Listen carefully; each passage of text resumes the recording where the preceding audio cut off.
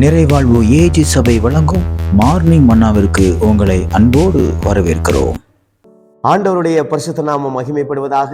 இந்த காலை வேளையில உங்களை சந்திப்பதிலே மிகுந்த சந்தோஷம். இன்றைக்கும் கர்த்தர் நம்மோடு கூட பேசுகிற வார்த்தை எஸ்தர் எழுதின சரித்திர புத்தகம் 9ஆம் அதிகாரம் 1வது வார்த்தை. இப்படியாக கடைசி பகுதி இப்படியாக சொல்லப்பட்டிருக்கிறது: காரியம் மாறுதலாய் முடிந்தது. எவ்வளவு அற்புதமான வார்த்தை பாருங்க.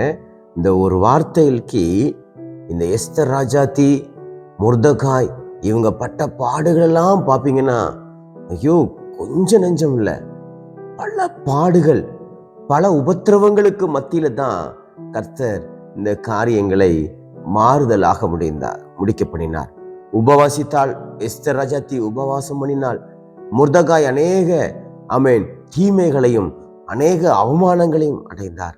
ஆனால் தேவன் பாருங்கள், ஆமானுடைய திட்டத்தை பலிக்க விடாதபடிக்கு, ஆமானுடைய எண்ணங்களை தம்முடைய ஜனத்திற்கு மேலே விடாதபடிக்கு தேவன் அதை தடுத்தார்.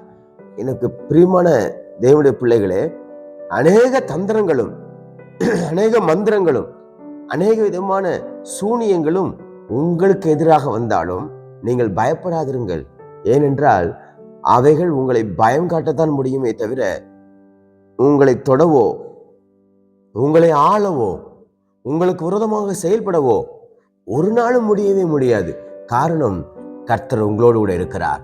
எஸ்தர் ராஜாத்திக்கு வந்த நெருக்கங்கள், தன்னுடைய ஜனம் முழுவதும், தேவனுடைய ஜனம் முழுவதும் சாக போகிறார்கள் என்கிற ஒரு பெரிய அழுத்தம், அவளும் சேர்ந்து சாக போகிறார் என்கிற ஒரு பெரிய அழுத்தம் அவளுக்குள்ளே காணப்பட்டது.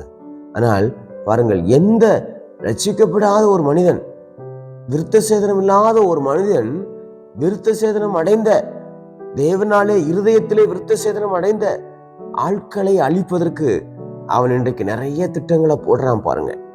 கவர்மெண்டா இருக்கட்டும், பிரைவேட்டா இருக்கட்டும், உங்க கூட பழகிற நண்பர்களாக இருக்கட்டும், உங்க சொந்தக்காரங்களா இருக்கட்டும், யாராக இருக்கட்டும், உங்களை குறித்து நிறைய திட்டங்களை போடுறாங்களா? உங்களை அழிப்பதற்கு, உங்களை ஒன்றுமில்லாமல் போக பண்ணுவேன் என்று சொல்லி பலவிதமான தந்திரமான காரியங்களை அவங்க பயன்படுத்துறாங்களா? வேதம் சொல்லுகிறது, காரியம் மாறுதலாய் முடிந்தது. உங்க காரியங்களை கர்த்தர் மாறுதலாய் முடிய பண்ணுவார். நிறைய சூழ்நிலைகள்ல அவைகள் எல்லாம் அவங்களுக்கு சாதகமா இருக்கிறது போல இருக்கும் பாருங்க, சத்துருக்களுக்கு சாதகமா இருப்பது போல் இருக்கும். ஆனால் நன்றாக புரிந்து கொள்ளுங்கள், ஆமான் செய்த எல்லா காரியங்களும் அவனுக்கு சாதகமாக இருந்தது போல தான் இருந்தது. 99% எஸ்தர் ராஜாத்திக்கு 99% தோல்வியை தான் அனுபவித்துக் கொண்டிருந்தது போல தெரிந்தது. ஆனால் ஆண்டவராக இயேசு கிறிஸ்து, அவர் உயிரோடு இருக்கிறார் இல்லையா? அவர் நமக்கு எவ்வளவு பெரிய அற்புதங்களை செய்கிறார் பாருங்கள். மனுஷனுடைய உதவிகள் எல்லாம் அற்று போனது, மனிதனுடைய மூளை செயல்கள் எல்லாம் அற்று போனது, அவன் பயன்படுத்தின எல்லா யுக்திகளும் அற்று போனது. கர்த்தர் தூங்காமல் ராஜாவுடைய தூக்கத்தை கெடுத்து, அவனுக்கு தூக்கம் வர விடாமல் அவனுக்கு தேவன் ஒரு அற்புதத்தை செய்தார். நன்றாக கவனித்துக் கொள்ளுங்கள். நமக்கு தேவன் நம்ம கூட இருக்கிறவங்களை வச்சுதான் சப்போர்ட் பண்ணணும் இல்லை, கீழ் மட்டத்துல உள்ளவங்க வச்சுதான் சப்போர்ட் பண்ணணும் இல்லை. நமக்கு யார் இருக்கா நமக்காக வழக்காடுறதுக்கு? நமக்காக யார் பேசுவா அப்படின்னு கூட நீங்க யோசிக்கலாம். ஆனா எஸ்தர் ராஜாத்திக்கும் மொர்தெகாய்க்கும் எங்க இருந்து ரெக்கமெண்டேஷனை கர்த்தர் ஏற்படுத்தினார் தெரியுமா? ராஜாவுடைய சிந்தனையிலிருந்து, ராஜாவுடைய வாயிலிருந்து தேவன் கட்டளைகளை ஏற்படுத்தினார். இன்றைக்கும் உங்களுக்குரிய நன்மைகளை, உங்களுக்கு விரோதமாக பிசாசு வைத்திருக்கிற எல்லா திட்டங்களை அழிக்கும்படியாக இயேசு ராஜா எழும்பியிருக்கிறார்.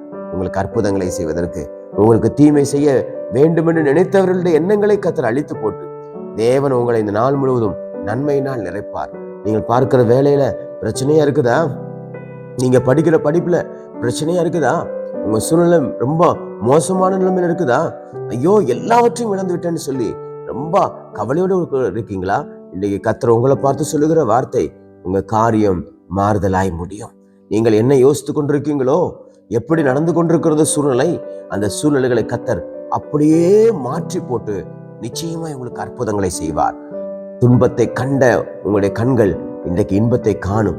பிரச்சனைகளை கண்ட கேட்ட காதுகள் இன்றைக்கு சந்தோஷமான செய்தியை கேட்கும் இருதயத்திலே பதட்டத்தோடு கூட இருந்த உங்களுடைய இருதயத்திலே கர்த்தர் ஆனந்த சந்தோஷத்தினாலே மகிழ்ச்சியினாலே நிச்சயமாய் நிரப்புவார். இந்த நாள் உங்களுக்கு ஆசீர்வாதமான நாளாக இருப்பதாக. God bless you.